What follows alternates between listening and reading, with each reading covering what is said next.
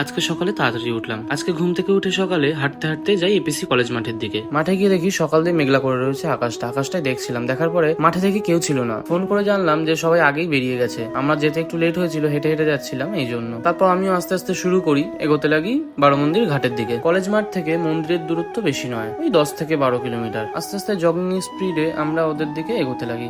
সে ওদের সাথে রাস্তায় দেখা হয়ে যায়। সবাই মিলে তারপর একসাথে আস্তে আস্তে এগোতে লাগলাম বারোমন্দির ঘাটের দিকে। ঘোলা থানা অব্দি গেলাম, তার মধ্যেই বৃষ্টি শুরু হয়ে গেল। 2 থেকে 5 মিনিটের বৃষ্টি, একটু জোরে হলো, তারপরেই থেমে গেল। আবার আমরা শুরু করলাম। সোদপুর ব্রিজের উপরে এসে আমি একটা ভিডিও করতে লাগলাম। পেছন থেকে দেখি দাদা আসছে। দাদা এসে দাঁড়িয়ে রয়েছে। এই দাদার জন্যই আজকে এতদূর দৌড়ে আসতে পারছি।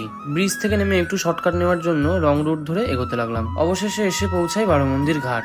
ভেতরে ঢুকে দেখি ঘাটের সামনে অনেক পায়রা ছিল। সেই পায়রাগুলি একবার এদিক তো একবার ওদিক এরম ভাবে উড়ে বেড়াচ্ছে। সবাই একসাথে পৌঁছানোর পর সেখানে দাঁড়িয়ে 2-3টে গ্রুপ ফটো তুললাম। নেমে গেলাম গঙ্গায়। গঙ্গায় নেমে একটু স্নান করে 2-5 ডুব দিয়ে জল ঢেলে সূর্য প্রণাম করছিলাম। তারপর জল ভরে নিয়ে উপরে উঠি শিব ঠাকুরের মাথায় জল ঢালার জন্য। বারোমন্দির ঘাটে 12টি শিব ঠাকুর রয়েছে, তো 12টি শিব ঠাকুরের মাথায় জল ঢালবো। জল ঢালা শেষ হওয়ার পর ভেজা ড্রেসে ছিলাম, সেই ড্রেসটা চেঞ্জ করে আস্তে আস্তে বাড়ির দিকে ফিরি। আসার পথে বিটি রোড থেকে বাস ধরে আস্তে আস্তে বাড়ির দিকে ফিরি। দেখা হচ্ছে next video. Like, comment, follow.